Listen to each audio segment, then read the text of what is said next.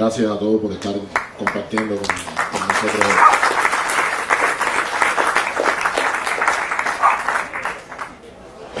Yo provengo de un archipiélago ubicado en el Mediterráneo americano,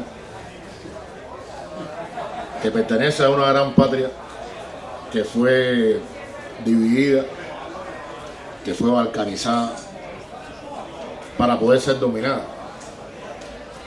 Una tierra, una patria que comienza en el río Bravo y que termina en la Patagonia.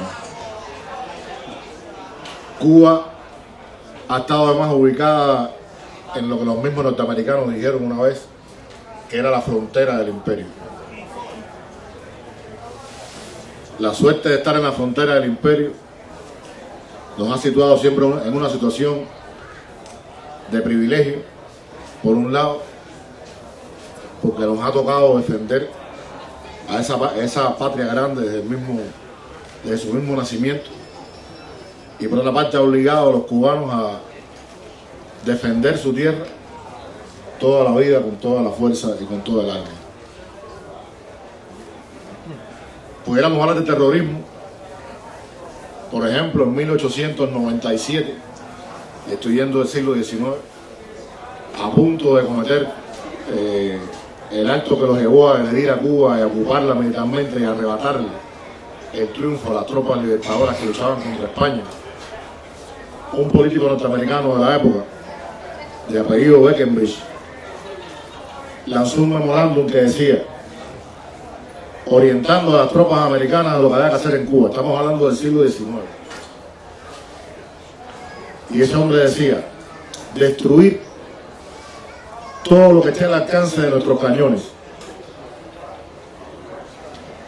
bloquear al país, de manera que el hambre y su eterna compañera la peste diezmen al ejército cubano y aniquilen a su población civil. Eso es siglo XIX, 1898. 1960, primera operación encubierta contra Cuba, primer plan de acción encubierta contra Cuba. Bloquear a Cuba, impedir que a Cuba le llegue alimentos y medicina, para que el pueblo cubano se rebele contra su gobierno, mediante el hambre y la guerra, obligar a la población cubana a sublevarse contra el gobierno cubano. Primer plan de acción encubierta. Segundo plan de acción encubierta, 1962. Impedir a toda costa el comercio de Cuba con el resto de los países del mundo. Llevar a cabo una guerra económica, y fíjense ustedes que el nombre que le dan, el nombre que le da el imperio al bloqueo no es bloqueo, y mucho menos embargo. Está en los documentos desclasificados de la CIA, que a los cuales puede acceder cualquiera en Google hoy en día, porque están ahí claritos. Y el gobierno norteamericano dice con toda claridad, llevar a cabo una guerra económica que destruya la economía cubana mediante el sabotaje e impedir el comercio de Cuba, para que el hambre y la enfermedad diezmen a la población civil y el pueblo cubano se subleve contra su gobierno. 62. Esa ha sido una constante en todos los planes de acción del gobierno norteamericano contra Cuba. Está en los documentos desclasificados de la CIA, uno por uno, hasta el día de hoy. El gobierno de Estados Unidos lleva a cabo una guerra biológica contra Cuba. Una guerra biológica que provocó en los años 80 la muerte de más de 200 niños cubanos cuando introdujeron el dengue en el país. El dengue no era oriundo de Cuba, el dengue no es una enfermedad cubana. Para poner la situación aún más grave todavía, no solamente introdujeron el dengue en el país, sino que además impidieron que Cuba comprara los medicamentos para salvar la vida de los niños que se encontraban muriendo en los hospitales. Impidieron la compra de los pesticidas para eliminar el mosquito que transmitía la enfermedad. Eso es solamente un ejemplo de los miles de actos que realizaron contra Cuba en todos estos años. Hay algunos más conocidos como la voladura del avión de Cubana Aviación, realizado por Luis Posadas Carriles, otros dirigidos contra la economía cubana, dirigidos contra la agricultura, dirigidos contra todos los sectores de la economía nacional, de lo cual pudiéramos estar hablando aquí durante días, porque suman millones de acciones cuando uno empieza a sumar una tras otra. Entonces, ¿quién es el país terrorista? ¿Cuál es el país terrorista?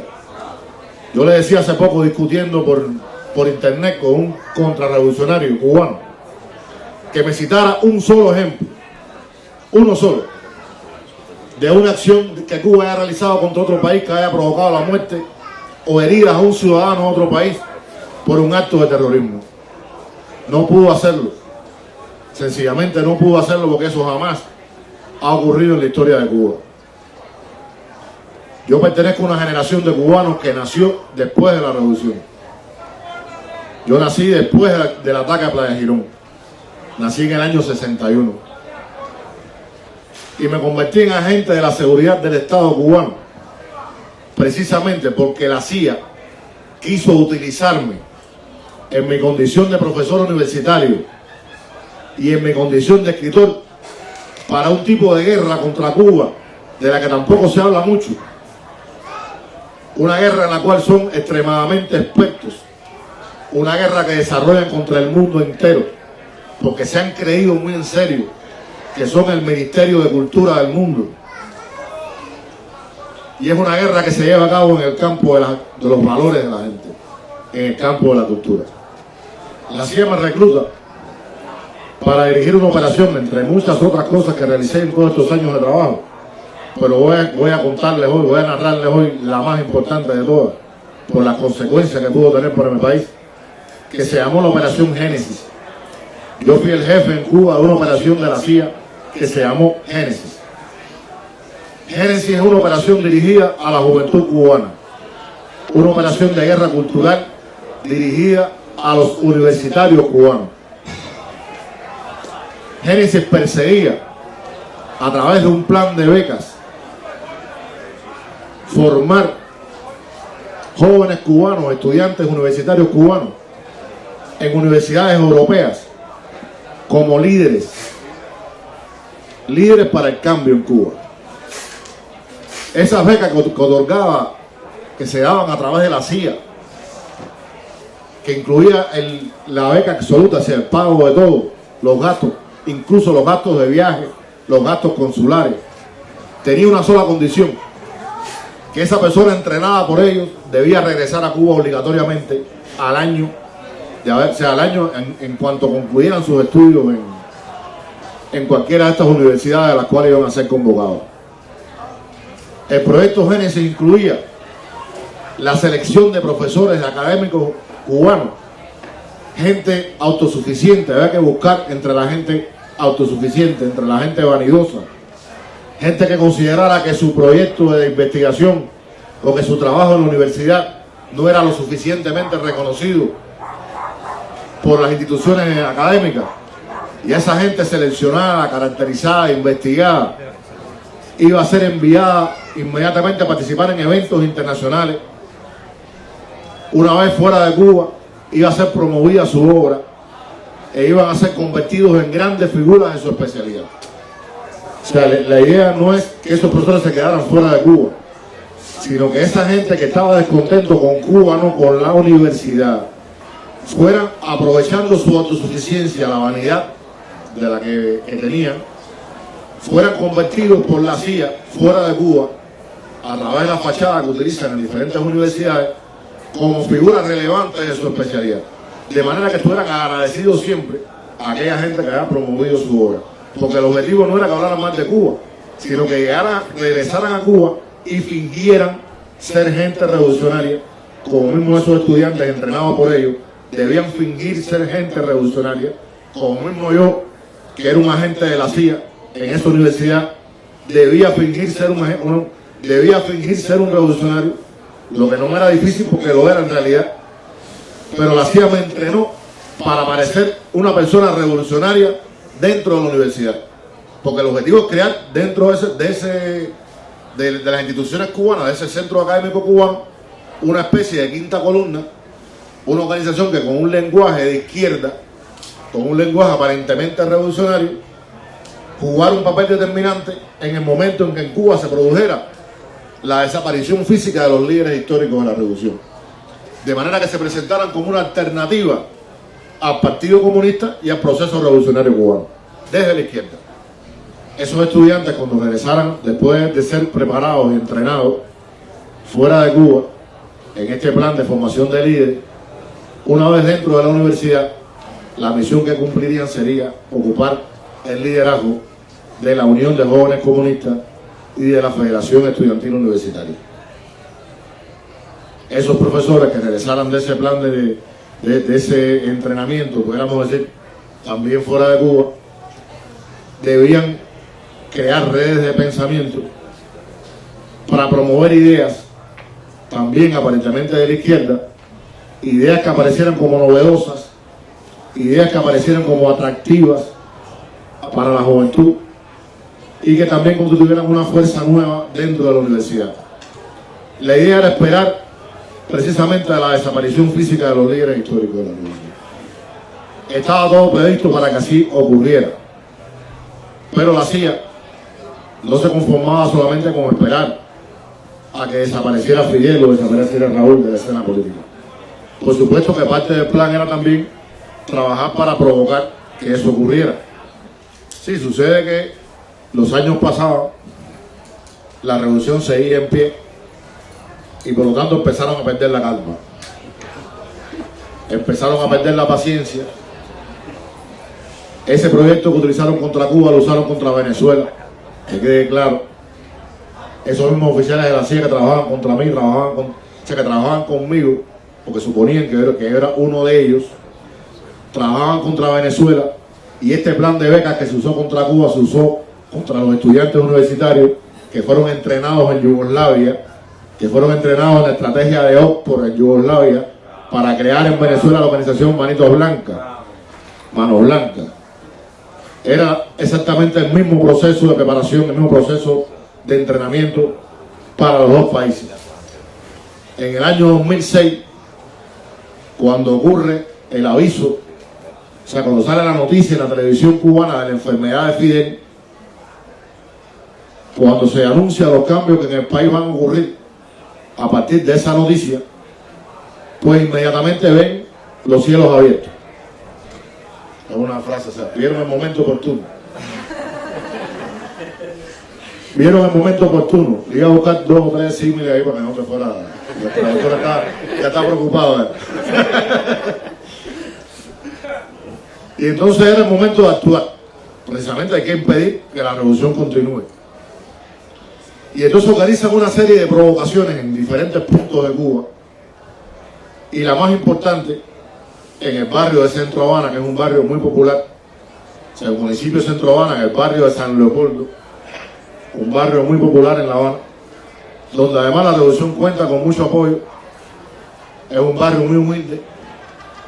Escogen ese lugar, escogen a uno de sus contrarrevolucionarios, a uno de sus mercenarios, y le digo mercenarios no solo para ofenderlos, sino le digo mercenarios porque realmente lo son, porque la gente que por dinero actúa contra su país en todos los momentos de la historia se han llamado mercenarios, no tienen otro nombre, pero además tienen otra característica que los define: el mercenario jamás arriesga su vida. Y ellos escogen a uno de sus mercenarios que, según el plan, se iba a inmolar por la democracia en el barrio de San Leopoldo el día 13 de agosto, el día del cumpleaños de Fidel. El plan lo prepara en La Habana un jefe de la CIA que trabajaba en la sección de intereses de los Estados Unidos de América. Ustedes saben que nosotros no tenemos embajada entre los dos países, porque hay secciones de intereses que nos representan, debieran representar los intereses de los dos países, pero en el caso de la embajada de esa sección norteamericana es el Estado Mayor de la Contrarrevolución en Cuba. Y este señor, de nombre de Drew Blackney, que trabajaba como funcionario en esa embajada, como jefe de la oficina de prensa y cultura, va a ser el jefe de esta operación en La Habana y va a ser el hombre que va a organizar ese supuesto levantamiento en Centro Habana. Cuando él contacta conmigo para explicarme el plan, yo le explico lo peligroso que eso puede ser para su héroe. Porque le explico que ese hombre, si sale el 13 de agosto, el día del cumpleaños de Fidel, a un barrio humilde como ese, un barrio revolucionario como ese, a lanzar proclamas y a levantar a la gente, la respuesta de la gente pudiera ser dura contra él. Cuando ocurre eso, este cubano mercenario escogido por ellos para realizar la acción en San Leopoldo, yo le explico al jefe de la CIA que ese hombre puede correr peligro, y el jefe de la CIA me dice que lo mejor que a nosotros nos puede ocurrir, hablando con nosotros, porque nos considera uno de ellos, es que ese hombre lo mataran en el Centro Habana. Si lo mataban, pues perfecto. ¿Cuál era la idea? Comenzar esa provocación en el Centro Habana, un pequeño alboroto, como le llama el mismo, una pequeña bulla, pequeño escándalo. Y entonces toda la prensa internacional, que con una sumisión increíble, porque estuvieron todos ahí, no faltó nadie, imagínense ustedes todos los grandes medios de prensa convocados por un funcionario de una embajada americana en Cuba, y no faltó ninguno. Y esos grandes medios de prensa debían comenzar a crear la imagen fuera de Cuba de que el país estaba en caos, de que la gente estaba sublevada contra el gobierno de Raúl, que la gente, que se estaba reprimiendo a la población civil, que se estaban violando los derechos humanos, que estaba corriendo la sangre en La Habana. El plan, que duraría varios días, usando todos los medios de prensa y construyendo todo lo que ustedes saben que pueden construir hoy en día. Los que vieron las imágenes de Libia recordarán, porque se sabe que más del 82% de las imágenes que se vieron en la televisión fueron fabricadas en estudio. La idea, una vez que se cumpliera todo este proyecto de presentación de esta imagen de Cuba negativa, que se generaran todas las matrices de opinión a favor por supuesto, de una intervención, que era lo que escondía todo este proyecto. Venía la parte que me tocaba, o sea, la parte que me correspondía cumplir como jefe de esta organización Génesis, que estaba funcionando de manera clandestina, esperando el gran día. Y mi primera presentación pública, como académico, como profesor universitario, como escritor, era precisamente frente a todos esos medios de comunicación ante los cuales yo debía solicitar al gobierno de los Estados Unidos la ocupación militar de Cuba. La ocupación militar de Cuba para impedir el derramamiento de sangre, la represión de los civiles, las violaciones de los derechos humanos, etcétera, etcétera, etcétera. Este plan contra Cuba, perfectamente elaborado, perfectamente diseñado, es muy similar al proyecto de Libia, al que van a aplicar en Libia años después. Yo tuve la posibilidad de estar sentado frente a la televisión. Algunos quizás recordarán esas imágenes porque lo transmitió la televisión del mundo entero, donde sale un académico libio, un jurista en este caso, escritor, un hombre de prestigio en la Universidad Libia, diciendo exactamente lo mismo que debía decir yo en La Habana en el año 2006. No le cambió una coma. Lo único diferente en el discurso de este profesor libio es que él, en vez de pedir la ocupación militar de Libia por el gobierno de Estados Unidos, va a solicitar la ocupación militar de Libia por la OTAN, NATO. En Cuba le salen mal las cosas. Cuba no es Libia. Cuba no es Libia. Escogen un mercenario. El mercenario, como le dije, lo esconden en casa del norteamericano. Sale de casa del norteamericano en La Habana, del barrio de Miramar, en 7ª y 24. Llega, sale caminando de casa del norteamericano, avanza alrededor de 4 o 5 cuadras, se detiene a varios kilómetros de distancia del lugar donde tenía que hacer la acción. Amanecía en La Habana a esa hora, bien temprano. Saca del bolso las proclamas que le imprimieron en la sesión de intereses de Estados Unidos. Lee bajito lo que dice la proclama, lo lee para sí. La guarda regresa a casa del norteamericano y le dice que no ha podido cumplir la misión porque había un pueblo entero esperándolo en la entrada del túnel donde él tenía que pasar para llegar al malecón en La Habana. Las imágenes de las cámaras de tránsito caen a la entrada del túnel. Yo tuve la posibilidad de verla años después. Demuestran que ahí no había nadie. Además, es una zona muy desierta. Es una zona donde está la entrada del túnel del malecón.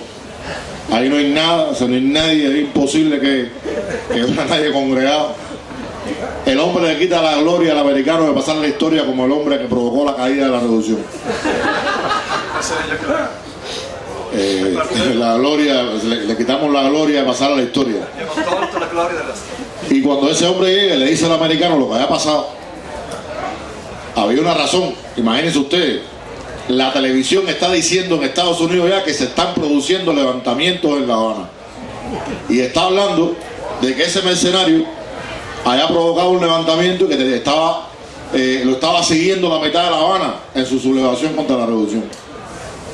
Y nada de eso está ocurriendo. Se le aparece en la casa muy tranquilo y le dice que había fracasado la operación, porque lo estaban... El americano que monta en cólera se olvida que yo soy cubano también, porque cree que soy, bueno, como agente de la CIA, él me consideraba uno de ellos, y me dice: este cobarde debe ser del GEO, de la seguridad cubana, por eso no hizo lo que hizo, porque yo tengo un olfato muy grande, yo tengo mucha experiencia, y yo desde el principio me imaginé que él era de GEO, porque yo nada más que de ver a un agente de la seguridad cubana lo detecto inmediatamente. Me estaba diciéndome que era de la seguridad cubana.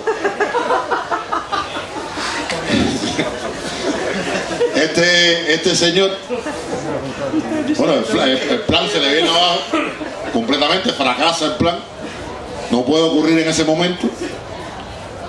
Pero para que tengan una idea ustedes de quiénes son los terroristas verdaderos en esta historia, ese plan contra Cuba en ese momento incluía un ataque aéreo quirúrgico, como le dicen ellos, contra la capital del país.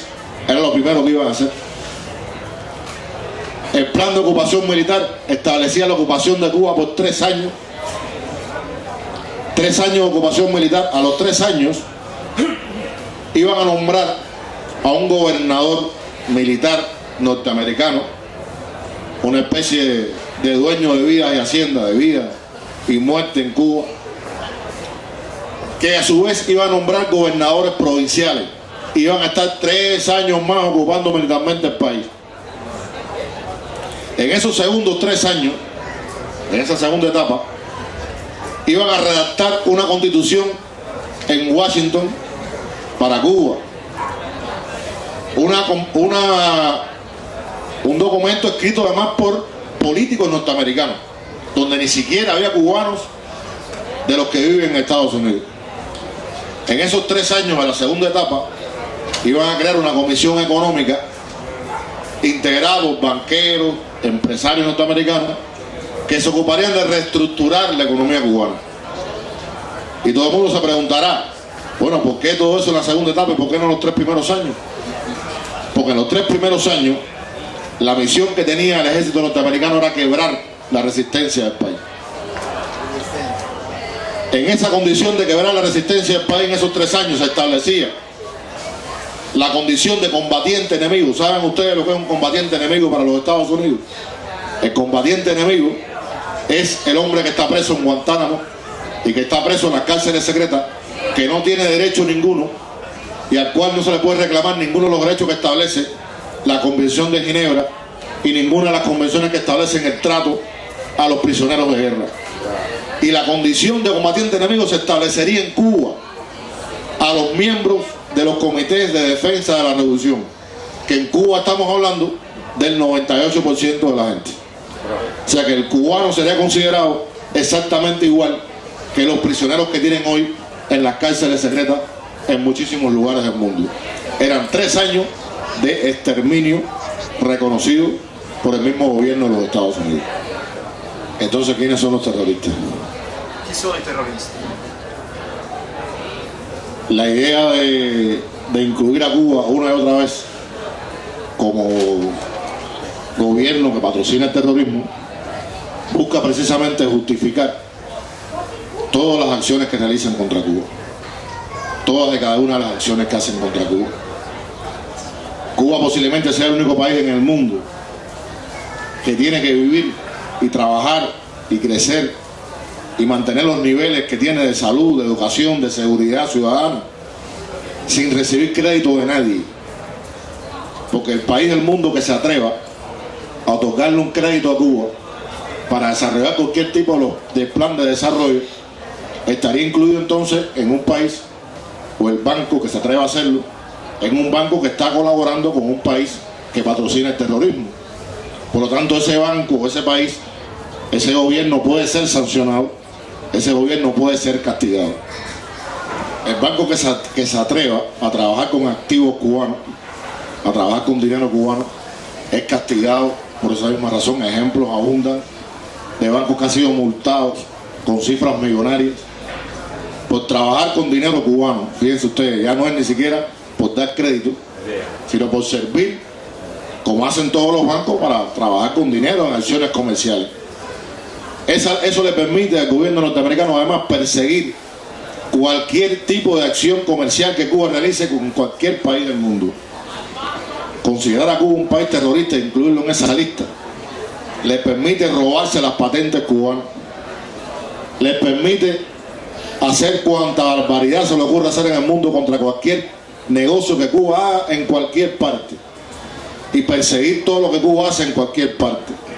El dinero que Cuba tenía, los activos cubanos que se encontraban en bancos norteamericanos al triunfar la revolución, están congelados. Nunca Cuba podía utilizar ese dinero para nada, se quedó en los bancos americanos. Ese dinero ha sido repartido arbitrariamente por el gobierno norteamericano a quien le ha dado la gana a ellos de repartirlo. Posiblemente seamos el único país del mundo que trabaja sin dinero. Lo que demuestra que cuando hay voluntad política y cuando hay una revolución auténtica que cuenta con el apoyo de la mayoría de la gente y que está dispuesta a seguir adelante y que está dispuesta a hacer de verdad lo que tiene que hacer un país con sus ciudadanos, que es protegerlos, que es garantizarles mejor vida. Cuando esas cosas ocurren, cuando un gobierno funciona de esa manera, pues el dinero quizás no sea tan importante. Y cuando a veces decimos no hay dinero y esto no se puede hacer porque no hay dinero para hacerlo, creo que Cuba es un ejemplo de cómo se pueden hacer cosas con inteligencia y cómo se pueden hacer cosas cuando existe la voluntad para hacerlas, con todas las consecuencias que eso implica. Un estudiante cubano, hace poco, en un encuentro que tuvimos en una de las universidades en La Habana, me decía que ¿por qué Cuba? ¿Por qué el gobierno norteamericano se empeña en destruir un país que es más pequeño que muchos de sus estados, que todos sus estados, que cualquiera de sus estados? ¿Por qué empeñarse en una guerra de tantos años? ¿Por qué dedicar tanto dinero? Porque quiero decirle a ustedes que el gobierno norteamericano dedica, ya va por los 80 millones de dólares reconocidos anualmente para destruir la revolución cubana. Ese es el dinero que reconoce el gobierno americano, el dinero secreto que usa contra Cuba, que usa en la CIA. Eso no lo sabe nadie. Y ese estudiante me preguntaba, ¿por qué Cuba? O sea, ¿por qué ese empeño? ¿Por qué incluir a Cuba en esa lista de terroristas? ¿Por qué perseguir la revolución cubana con esa hazaña? Y es que la revolución cubana, le explicaba yo y después él finalizó. Voy a finalizar también esta parte con la palabra de ese estudiante. Yo le explicaba, el problema es que Cuba es un proyecto cultural. O sea, Cuba defiende un proyecto cultural alternativo. Cuba defiende un proyecto cultural disidente. Disidente de ese poder global del capitalismo, de esa cultura del capitalismo. Y el problema de ese proyecto que Cuba defiende es que está validado por más de 50 años de existencia. pero tiene además una característica que lo hace más peligroso todavía para el capitalismo en el mundo entero. Es que es un proyecto que ha sido capaz de alimentarse de todas las contraculturas que genera. Se ha sido un proyecto capaz de crecer constantemente, de cambiar constantemente, de revolucionarse constantemente. Por eso los cubanos no decimos el Estado socialista cubano. Por eso los cubanos no decimos solamente el socialismo cubano, decimos la revolución cubana. Por eso los cubanos decimos que somos revolucionarios. No decimos, nosotros somos comunistas, no le quepa duda a nadie, y lo vamos a seguir siendo toda la vida. Pero cuando nos referimos a eso decimos somos revolucionarios cubanos.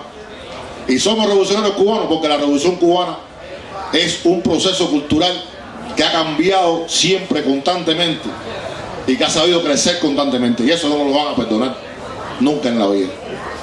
Ese estudiante en ese intercambio me decía, recordemos una frase de Fidel: lo que no nos van a perdonar nunca los imperialistas es que hayamos hecho una revolución socialista en sus propias narices.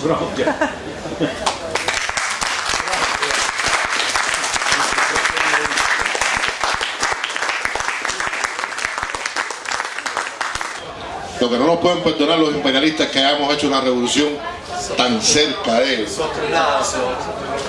que hayamos hecho una revolución a 90 millas de las costas de ellos, y que además hayamos sido capaces de defenderla durante todos estos años. Y no solamente fuimos capaces de defenderla todos estos años, sino que la vamos a seguir defendiendo siempre. Yo soy hijo de la revolución cubana. Los que hoy defendemos la revolución, los que hoy dirigimos la revolución en cada una de las esferas de ese país, y digo dirigimos con toda intención, porque Cuba, como bien señalaba la compañera venezolana, no es una dictadura, y en Cuba siempre hemos gobernado todos los cubanos. Y cuando digo dirigir porque dirigimos todos. En Cuba no se hace nada que no se consulte con la gente, nunca se ha hecho, y esa es una característica de la revolución. Por eso digo con toda seriedad, con toda razón de causa, los que dirigimos hoy la revolución somos los jóvenes que nacimos con ella, pero los jóvenes que ahora están alcanzando la edad para poder hacerlo, que son los hijos nuestros, están también ya dirigiendo la revolución, participando en la construcción del socialismo, participando en la defensa de esa revolución. Y así va a seguir haciendo, porque la revolución cubana, como también dijo Fidel, es hija de la cultura y es hija de las ideas.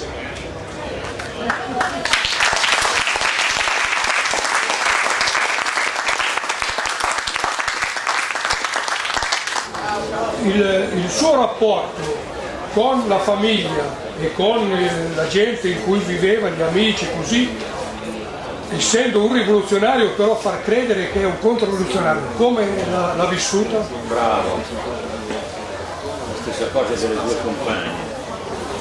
Eso es siempre una tarea muy compleja, sobre todo para la gente que trabaja dentro de la contrarrevolución. Questo succede per tutta la gente che lavora dentro le contrarrevoluzioni. Como es el caso de los 5. O sea, como es el caso, yo siempre cuando me encontraba en situaciones complejas, pensaba en lo difícil que debía ser para alguien dejar a su familia atrás, hacerse pasar por alguien que tú no eres abiertamente, recibir el rechazo de los demás, recibir además la pérdida de amigos que te son queridos, a los que uno quiere mucho durante toda la vida. Yo era, quizá lo mío era un poco más fácil, porque la CIA me entrenó para parecer revolucionario, aunque parezca cómico. Imagínense ustedes un norteamericano oficial de la CIA enseñándome a mí cómo hablan los revolucionarios, cómo se comportan los revolucionarios. No tenían la menor idea de qué cosa es eso. Pero intentaban prepararme. No obstante, yo tenía que mantener una conducta, tenía que mantener una actitud que los convenciera a ellos de que yo debía ser educado por ellos para ser un revolucionario. O sea, era un juego complicado. Y bueno, eso siempre trae problemas con las amistades, con los compañeros de la universidad, sobre todo gente que dejó de hablarme durante años, que no quería saber nada de mí, porque era un hombre que le gustaba mucho la vida capitalista, me gustaba mucho el consumo, me gustaba la buena vida, según la visión capitalista de lo que es buena vida. Y eso es siempre una tarea muy compleja y muy difícil, a la que tienes que sobreponerte. Lo que pasa es que para mi generación, yo lo hablaba con mis estudiantes hace unos días, o sea, yo soy la generación, como les decía ahorita, que nace con la revolución. Y nosotros siempre nos preguntábamos que qué podíamos hacer, o sea, que qué le tocaba a mi generación hacer para ayudar a la revolución, para que la revolución siguiera adelante, para que pudiera defenderse de toda esa agresividad. Y el hecho de que me confiaran, de que la revolución me confiara una misión como esta, el hecho de que creyeran que yo era capaz de hacerlo, pues constituía un elemento importantísimo para poder soportar y para poderte crecer ante cualquier dificultad, que creo que es la misma motivación que tienen los cinco son de mi generación, son gente que nacieron en los mismos años que yo, y ese heroísmo que a nosotros nos impulsaba todos los días cumpliendo la tarea en Cuba, porque en mi caso era al revés, yo era un agente de la CIA trabajando en Cuba, según agente que la CIA supuestamente había infiltrado en Cuba para hacer su trabajo, y eso te acompañaba siempre, te acompañaba todos los días. Yo decía, nunca podré pagarle a la revolución cubana, nunca podré pagarle a mi gente que me haya confiado hacer una cosa como esta, que me haya confiado la posibilidad de combatir al enemigo en su propia fila, que me haya confiado la posibilidad de derrotarlos, de engañarlos, de hacer que se equivoquen todos los días, porque hay una característica que tiene el combatiente revolucionario, que tiene el combatiente revolucionario cubano sobre todo, y es que nosotros jamás cobramos nada por eso. O sea, quiero decirle a ustedes que un agente de la seguridad del Estado cubano nunca cobra un centavo por el trabajo que realiza. Yo cobraba mi salario en la universidad únicamente, y el dinero que la CIA me entregaba, se le entregaba a la revolución. No se usaba un solo centavo del enemigo. Eso lo habíamos aprendido de la herencia que habíamos recibido, porque los combatientes de la Sierra Maestra jamás cobraron un centavo. No era como los soldados de Washington, que estuvieron a punto de ser derrotados porque se lanzaron en masa a los dirigentes de la Revolución Americana porque no habían recibido el sueldo. Es como nuestros combatientes de la Sierra, como nuestros mambises en la lucha contra España, que pelearon 30 años contra el imperio más grande de la época sin recibir un solo salario, un solo centavo. Se hace por convicción.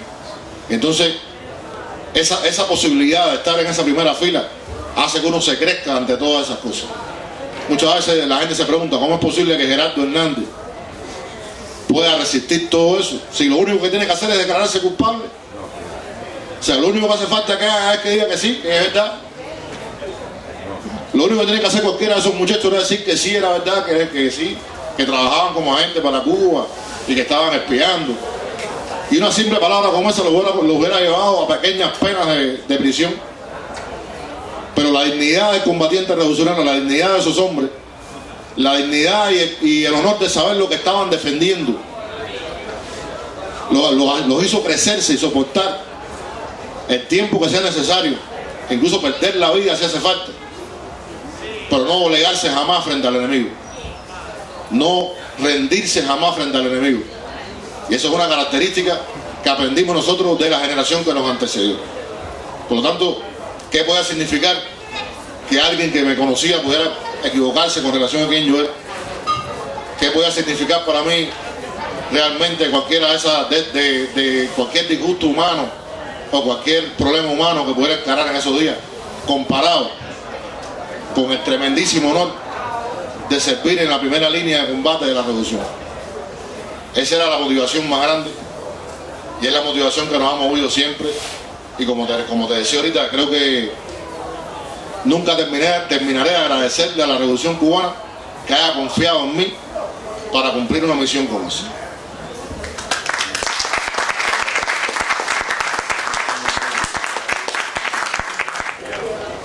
Raul, se ci puoi dare delle notizie sul caso, mi sembra che si chiama Alan Gross, quel cittadino statunitense che è stato condannato ed è detenuto a Cuba, e se questa storia può avere dei risvolti per una soluzione positiva per i 4 che sono negli Stati Uniti. Alan Gross es un espía. O sea, a diferencia de los 5, es un espía. Un espía probado, confeso, demostrado. Yo fui testigo en el juicio de Alan Gross.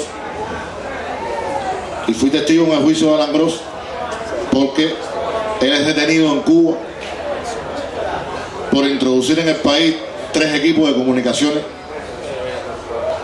estaciones Vigan, exactamente igual al que tenía yo para comunicarme con mi centro de la CIA en los Estados Unidos. Esa estación Vigan, esa estación de comunicación, equipo de comunicación, utilizaba una tarjeta elaborada en los laboratorios de la CIA que lo convertía en un equipo irrastreable. O sea, no existía ningún medio técnico en Cuba ni en el mundo que pudiera detectar ese equipo transmitiendo hacia los Estados Unidos. Esos eran los equipos que Alan Gross trató de introducir en el país, con los cuales fue capturado. No era, como se planteaba en ningún momento, para favorecer la comunicación internet de los cubanos, porque si el gobierno norteamericano tuviera interés en favorecer la conexión internet de los cubanos, sencillamente permitiría a sus compañías hacer negocio con Cuba, pero no lo permiten. Entonces Alan Gross venía a Cuba con un proyecto de instalar esos Vigan, esos equipos de comunicaciones en 3 zonas diferentes del país y establecer comunicaciones directas con Estados Unidos. Los fines de esas comunicaciones no tienen nada que ver con crear redes de conexión a internet ni nada que se parezca. Nosotros lo denunciamos en ese momento, yo fui testigo en el juicio. Cuando él lo capturan en La Habana, mi jefe en la CIA estaba en La Habana, sale huyendo a los Estados Unidos, me manda una señal de peligro, me avisa de que hay peligro, y en el aviso me dice: destruye el Vigan, destruye el equipo de comunicaciones, desaparécelo. Yo le pregunto por qué, y me dice: tienes que desaparecerlo porque es muy peligroso, y si te capturan en La Habana con ese equipo puede ser muy peligroso para ti, para mí y para alguien que cayó preso. Y esa misma noche otro de los jefes míos se pone en contacto conmigo preocupado porque me pueden capturar, porque tienen miedo que Alan Gross hable y que pueda señalar de alguna manera mi presencia en La Habana como agente secreto de la CIA. Y el otro jefe me dice: cogieron a un norteamericano de los nuestros que estaba, no voy a decir la palabra en cubano, que estaba comiendo mierda, así lo digo, en La Habana, y que lo cogieron comiendo eso,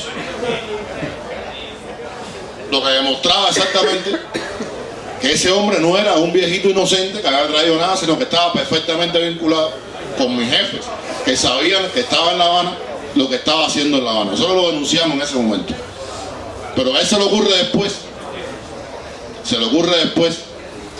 hacer una demanda a la CIA y hacer una demanda a la DAI, que era la empresa que lo había servido de fachada a la CIA y que servía para este trabajo, por $60 millones. O sea, él demanda a la DAI y demanda al gobierno norteamericano y a la CIA por $60 millones.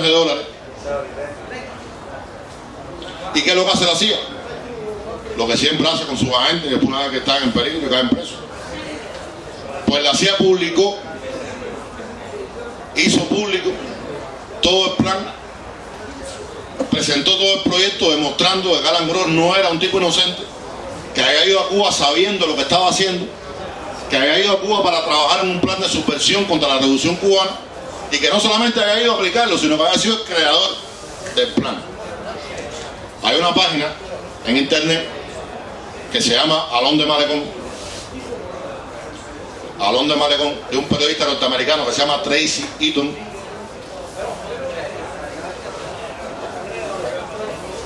Y hay una página en internet cubana que se llama La Pupila Insomne, de Irodel Sánchez, un bloguero conocido cubano, donde pueden buscar toda la información que la CIA ha sacado a la luz pública, demostrando ellos mismos, para no pagarle los 60 millones, que ese hombre realmente no era un tipo inocente. Lo mismo que Cuba había hecho en el juicio, el gobierno americano lo presentó públicamente después para demostrarte que el hombre no era un inocente. Alan Gross sí es un espía. No tiene nada que ver con el caso de los 5. Los 5, ustedes lo saben, eran 5 combatientes cubanos que fueron a infiltrarse en grupos terroristas para avisar a Cuba, para alertar a Cuba de las acciones contra Cuba. En este caso, es un agente experto que viene a subvertir el orden interno en Cuba, que viene a crear redes de información, que viene a crear redes de espionaje en Cuba para enviar información hacia los Estados Unidos, que son cosas muy diferentes. Nosotros, por supuesto, siempre se ha planteado que si el gobierno norteamericano está dispuesto a negociar con Cuba en esa materia, eso se ha hecho público millones de veces. Incluso hay grupos de solidaridad con Cuba que han intentado establecer en determinados momentos algún tipo de negociación bajo esos términos. Pues bueno, habría que verlo. Si yo te puedo decir a mí en lo particular, en lo personal, yo no cambio mercenarios por combatientes revolucionarios. Pero bueno, está primero, esa es mi opinión como combatiente y como soldado y como ciudadano. Pero bueno, todo lo que se puede hacer con razón y todo lo que se puede hacer para liberar de las cárceles donde están injustamente metidos, donde están injustamente encarcelados, esos 4 hermanos míos que siguen allá, esos 4 hijos del pueblo cubano que siguen allá, pues estaríamos dispuestos a hacer lo que sea para verlos una vez en Cuba como debiera ser hace muchísimo tiempo. Yo les invito a ver esos 2 sitios. O sea, Alón de Malecón es un sitio muy interesante. Tracy Eaton es un periodista norteamericano que ha publicado muchísimas cosas relacionadas con las acciones contra Cuba. Y ahí en ese sitio, en internet, en Alón de Malecón, aparecen todos los documentos del gobierno norteamericano, todo lo que se envió para demostrar de que el hombre realmente era culpable. Yo me imagino que se debe sentir muy mal, porque la misma gente que le pagó, la misma gente que lo contrató,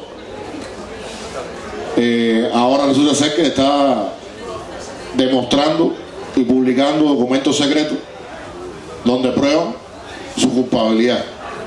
Por lo tanto, me imagino que su posición ahora como ser humano debe ser bastante compleja. Se debe sentir traicionado. Pero no es un método nuevo la CIA siempre ha actuado así. Toda la vida lo ha hecho así, no es una novedad. Una mattina mi sto svegliato, oh bella ciao, bella ciao, bella ciao, ciao, ciao. Una mattina mi sto svegliato e ho trovato l'invaso.